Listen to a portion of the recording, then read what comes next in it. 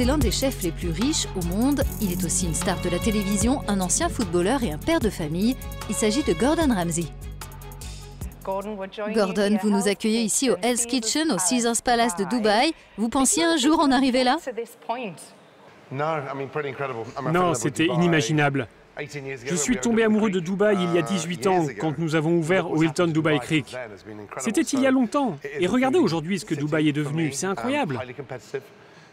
Pour moi, c'est une ville de gastronomie extrêmement concurrentielle, un marché immense. Énormément d'Européens sont attirés par Dubaï aujourd'hui. Ici, le beau temps est garanti, la bonne cuisine aussi, et puis la plage est magnifique. Mais est-ce que c'est difficile d'ouvrir un restaurant dans un marché saturé puisque l'offre est tellement riche ici? C'est très difficile parce que la compétition est omniprésente. Les tendances changent tous les jours. Il faut proposer le plat le plus en vue, le plus beau et parfois le moins cher. Et c'est pas possible quand vous dirigez un restaurant. Donc les choses ne vont pas en se simplifiant, disons-le comme ça. Previously on Hell's Kitchen. Intense season yet. No chef was backing down. Don't yell at me. Just do it. Get out. You haven't got it, and you know that. Only 2 chefs will be competing in the finale. Chef Ramsay chose one outstanding rookie. Look at that. Textbook. It looks terrible. Wake up. I am awake, chef. Allez-vous tourner l'émission Hell's Kitchen ici, comme vous l'avez fait à Las Vegas? Je ne crois pas que je pourrais contrôler mon langage ici en direct. C'est une habitude dans ce métier d'utiliser des gros mots quand les choses tournent vraiment mal en cuisine. Je suis quelqu'un qui a du franc-parler, je suis quelqu'un qui agit. On s'est mis d'accord pour les saisons 19 et 20, on va les tourner au Caesars Palace de Las Vegas. En quoi est-ce différent de travailler ici comparé au marché européen ou américain? Eh bien, il ne s'agit pas que de cuisine. Il y a l'atmosphère, l'ambiance, le bar, les boissons, le service, l'étiquette. C'est un marché attirant qui exige beaucoup de prudence, un peu comme à Los Angeles. Ce marché évolue avec les tendances et tout se fait en 18 mois. Si après 18 mois ou 2 ans, vous vous en sortez plutôt bien, alors vous êtes là pour durer. Quelle est la place de Dubaï dans le paysage gastronomique mondial? Il suffit de regarder le nombre de grands chefs présents ici. Parfois, on a l'impression d'être en plein cœur des Champs-Élysées. D'autres fois, on se croirait à Londres, quelque part entre Mayfair et Chelsea. Et puis, il y a le climat. Ici, on peut rester dehors le soir jusqu'à 9, 10, 11 heures à prendre un bon repas sans se retrouver sous des trompes d'eau. Vous avez décroché 16 étoiles au Michelin au cours de votre carrière. Cela vous rend-il plus gourmand, plus sage, ou voyez-vous cela comme un cadeau empoisonné puisqu'on attend beaucoup de vous? Vous savez, l'an dernier, nous avons eu le regret de perdre Joël Robuchon, qui détenait 38 étoiles au Michelin. C'était un type extraordinaire. J'ai travaillé avec lui pendant 1 an. Alain Ducasse, lui, a 21 étoiles. Alors, est-ce que Cristiano Ronaldo a remporté assez de titres? C'est une question de passion, en fait. Et puis, il ne s'agit pas que de moi. Là, juste derrière, il y a une équipe avec Craig ici et Christina à Vegas, Matt Abbey à Londres et Claire Smith qui a son propre restaurant maintenant. La question n'est pas plus on a d'étoiles et mieux c'est. Je pense que décrocher une étoile, c'est simplement la reconnaissance de notre niveau d'excellence. On est récompensé en octobre pour la cuisine qu'on a réalisée l'année précédente. Donc c'est une nouvelle confirmation de la qualité de notre cuisine. Mais il ne s'agit pas que de moi, il s'agit de mon équipe. J'essaie juste de faire en sorte qu'ils donnent le meilleur d'eux-mêmes.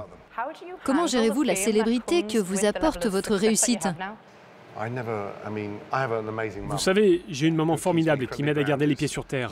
J'ai aussi une épouse formidable à mes côtés.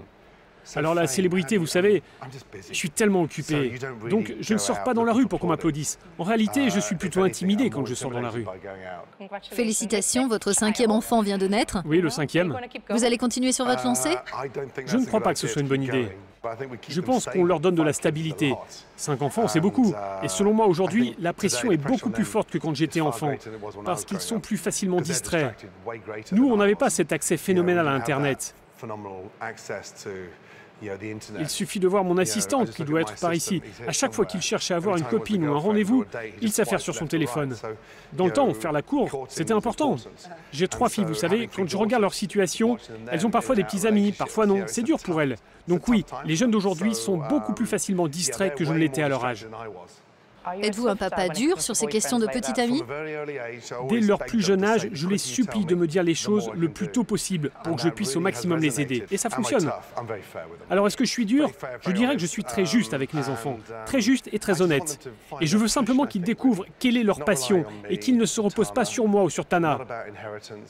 Peu importe l'héritage, la célébrité, la fortune, les billets d'avion en première classe. Ce qui compte, c'est qu'ils trouvent ce qui les passionne. Meg étudie la criminologie, Holly est dans la mode et Jack veut entrer dans l'armée. Incroyable. Et Tilly est une rêveuse. C'est tout à fait normal.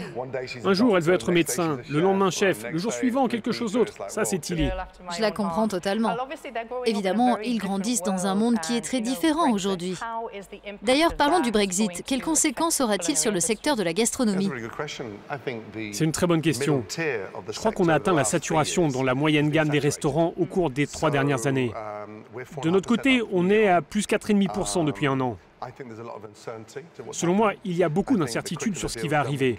Je crois que plus vite l'accord sera entériné, plus vite on pourra passer à autre chose et trouver un nouveau positionnement en tant que grande nation. Est-ce que cela aura un impact sur les restaurants? Sur ceux de qualité, non. Sur ceux qui sont peu connus, certainement. Dans mes équipes, je crois que nous avons environ 72% d'Européens. Si à l'avenir, pour avoir des recrues, on doit revenir au système d'apprentissage britannique et que l'on retrouve cette passion pour la cuisine, je crois que ça ira. Nous sommes une nation de travailleurs, donc quand l'accord sera entériné et que nous sortirons de l'Union européenne, les choses rentreront dans l'ordre. Nous passerons à autre chose et nous défendrons ce en quoi nous croyons. C'est difficile pour moi parce que je suis à moitié écossais. Je suis né là-bas, mais je n'y ai jamais vraiment vécu. J'aime la Grande-Bretagne. C'est un lieu formidable pour y grandir, de grandes valeurs, un pays incroyable. Et ce n'est pas pour rien qu'on l'appelle Grande-Bretagne, il faut s'en souvenir. Vous avez parlé de l'Écosse. Si vous pouviez revenir en arrière, vous auriez préféré être un footballeur écossais ou un chef? C'est vraiment une bonne question. À l'âge de 30 ans, j'aurais clairement répondu un footballeur. Mais à la cinquantaine tout juste passée, je réponds un chef, sans hésiter. Dans le football, il y a l'entraînement, mais pas seulement. Il y a la discipline, le professionnalisme, le fait de tenir un objectif. Le foot, c'est dur, ça peut s'arrêter en quelques secondes. Pour moi, c'était une blessure. Mais il suffit de se reprendre en main et aller de l'avant. Est-ce que vous vous pincez parfois pour réaliser ce que vous avez accompli? Je crois que ce qui alimente mon ambition, c'est notamment la peur un jour de ne plus l'avoir. Et quand on a grandi dans un milieu comme le mien, tout ce qu'on réussit à obtenir, on l'apprécie 10 fois plus. Donc cette ambition ne disparaîtra pas. Ça fait longtemps que pour moi, l'argent n'a plus d'importance. Et ça n'a jamais été ma motivation principale. Gordon, merci beaucoup d'avoir été avec nous. Merci à vous. J'ai hâte de vous revoir dans notre restaurant.